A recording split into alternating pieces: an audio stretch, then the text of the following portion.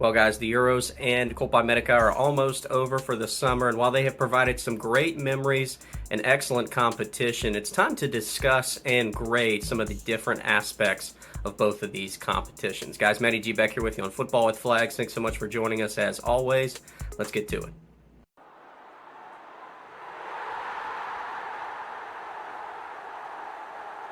First things first, we'll start with stoppage time, and I thought the Euros did an okay job, not great. I give them a C+.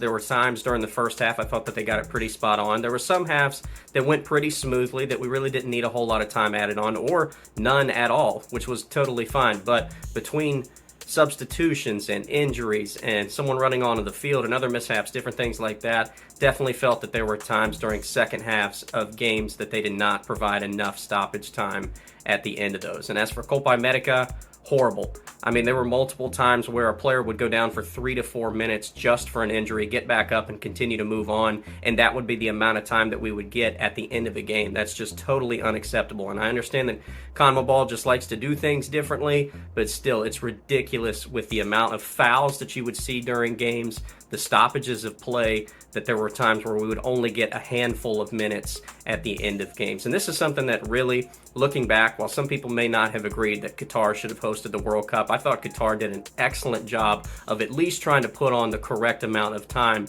during most of those games. Yes, it did seem ridiculous that sometimes you'd see 12, 13 minutes pop up on the clock, but if that's the amount of times that a game is going to stop, then we need to at least address it and put it back on the clock for the referee to handle the rest of the way. Now on to extra time and penalties, and the only reason I've given the Euros an A is because I think the penalty shootouts that they've had help uplift the extra time. There were some times during extra time their teams really were playing not to lose. It was a very slow, methodical 30 minutes. A couple of times we would see some goals, and there were some decent efforts on frame, but definitely the penalty shootouts from the Euros have been phenomenal. They've brought out stars and goalkeepers even more so than we knew. We've had some great, calm penalty takers step up, and even guys come up and redeem themselves from past experiences. But for Copa America not to have extra time, I find really disappointing. We have had some excellent shootouts in this tournament, but still, when you look at a game like Uruguay and Brazil, and again, Brazil not having those extra 30 minutes with a man advantage, they're certainly going to look back and think, man, if we'd have had that extra time, what could have been? Now, again, I know that they do things a little bit differently, but still between that, and even Venezuela, not to say that Venezuela would have beaten Canada in the extra 30 minutes added on, but still, it would have been nice to see that game continue to unfold because both of those teams were going at each other nonstop. Both felt like that they could win it in the run of play, but instead we had to settle for a penalty shootout. Now on to officiating. A lot of variables you could throw into this category. We'll start with the Euros. I give them a C, although after yesterday knowing more with the Netherlands-England official, I feel like you could probably drop that grade even more. It's disappointing that UEFA didn't have anyone else they could throw in that game other than a guy who had taken bribes 15, 20 years ago and had a ban as well from the game, and even had controversial calls a couple of years ago with Dortmund and Bayern Munich with Jude Bellingham making some comments and getting fined for it in the press. But apparently UEFA thought that that was what the best that they had for that game, which is still very disappointing. Referees like in the Czechia-Turkey game, letting things get out of control, just throwing yellows to everyone he could find. Not only that, I know that only the captain was supposed to speak to the head official, but it didn't feel like players had a chance to get their point across at all during this tournament, whether it was a foul or just communicating with the referee. And I don't think the referees were consistent enough to just go ahead and book players whenever they felt like it in certain situations, especially knowing that they were putting players either on the verge of suspension or suspending them with that decision right then and there in the game. Very disappointing and lack of consistency across the board for the Euros. Copa America was just unprofessional and ridiculous. I give them a D-. I didn't feel like that they gave out enough yellow cards considering the amount of fouls that we saw during games, especially knowing just the high-pressure situations that these games were under, how opinionated and expressive the teams can be from South America and even CONCACAF in these types of situations. And again, a lot of different situations not handled very well, in my opinion. Plus the scheduling. Didn't feel like that there were referees in the right games. Some guys that were taking games that were very intense, high pressure between two, big teams, when maybe they should have had a game that had a more likely outcome from the beginning. And just very disappointing at the scheduling across the board with that. I believe the Euros have given out 7 reds up to this point. Copa America now up to 8, I think, last night with the red between Uruguay and Colombia. But again, not enough yellows in Copa America either. And again, just incredibly disappointed with the officiating all around. Now, this one's a little bit different. We're going to grade what we think might be the happiness of the governing bodies through these tournaments with UEFA, CONMEBOL, and CONCACAF. We'll start with UEFA. I think they're going to be very happy with this. Had some really great games throughout this tournament. We've seen some unbelievable upsets. We've seen stars rise up to the occasions. And honestly, I think just the atmospheres that the fans have been able to put on coming to Germany and being so supportive and colorful and expressive, I think has been very awesome to see through the Euros. Something that we really missed out on in 2020 since it was across a bunch of different cities and there were still COVID restrictions and things like that. Really missed that and haven't had it since 2016. So I think overall UEFA is going to be pretty happy. Plus, they've been able to find the crap at a lot of these different federations for the parts of fan bases that have been acting poorly in their decision making, whether it was fights or flares or different things, so on and so forth. CONMEBOL, I think they're going to be pretty happy, and more so for the fact just that their teams have done well.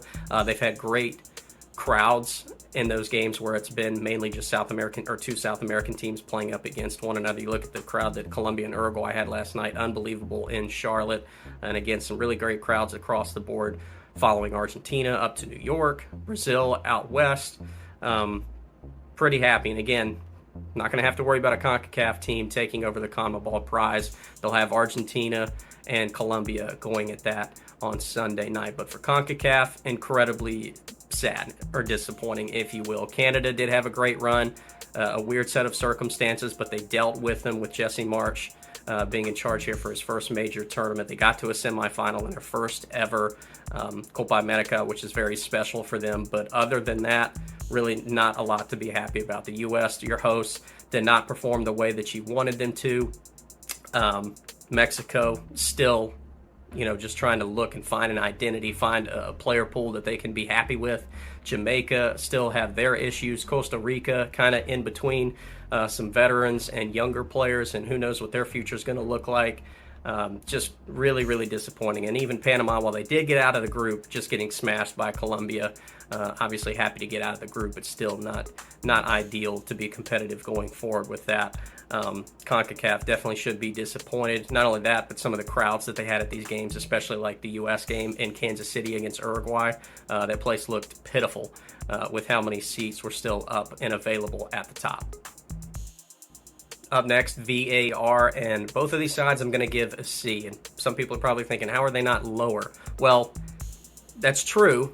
We probably could go lower, but I don't want to take away just a couple of bad decisions from one group of officials and totally kill everything else that other officials did when they looked at a monitor or screen and made the correct calls. There still were plenty of calls that were made correct.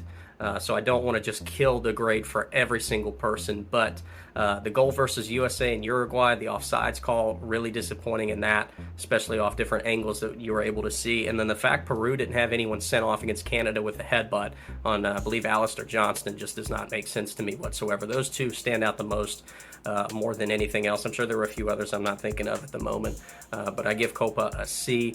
For UEFA and the Euros, the handball with Cucurella, I think you can go back and forth on. It looked like his hand was kind of getting into a natural position, but was still out a little bit there. Definitely think they maybe could have gotten him with the handball there. Unfortunate for Germany. Lukaku has 3 taken away from him. You look at Anderson against Germany with the Denmark game. Dumfries supposedly getting in the way of Maignan with the French. Just a lot of different stuff that really very disappointing to see in the Euros, and I think you could maybe even throw their grade down a little bit more. But at the same time, you got to remember they've had more games to officiate, more potential scenarios to happen than Copa with just 16. So I give them both a C. Now let's talk suspensions. I think these grades were kind of hard to give. Euros, I give them a B. And I think really the only reason I dropped it down a little bit more is because I would like to see them get away with the 2 yellow card system. Maybe 3. I think 3 would be okay.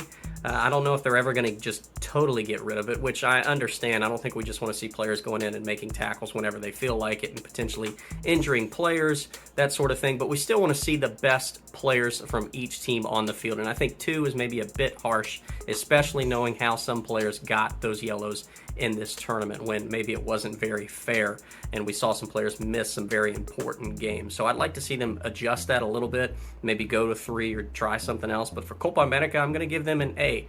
Yes, they did not give enough yellows. Red cards I thought they were okay with for the most part. But really the biggest reason I give them an A is because of their suspensions of managers. We looked at Scaloni, we looked at Fossati, Gareca, who else? Bielsa.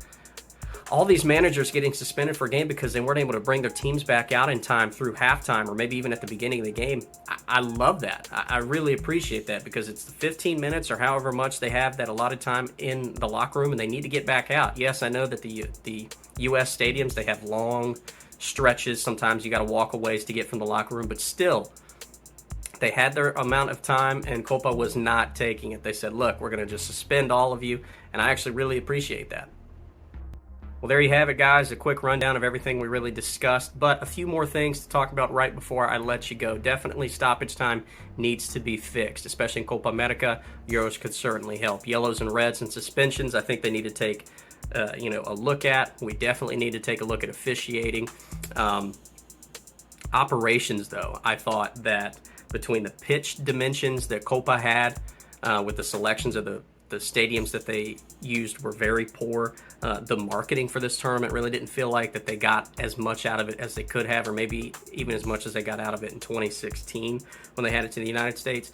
Ticket sales for some of these Copa games were outrageous, in my opinion, as well. I haven't done a whole lot of research on the Euro games, but I doubt that they were maybe quite as bad as some of the Copa games, but definitely disappointing. And then another thing, too, to wrap this all up is the knockout formats that we have.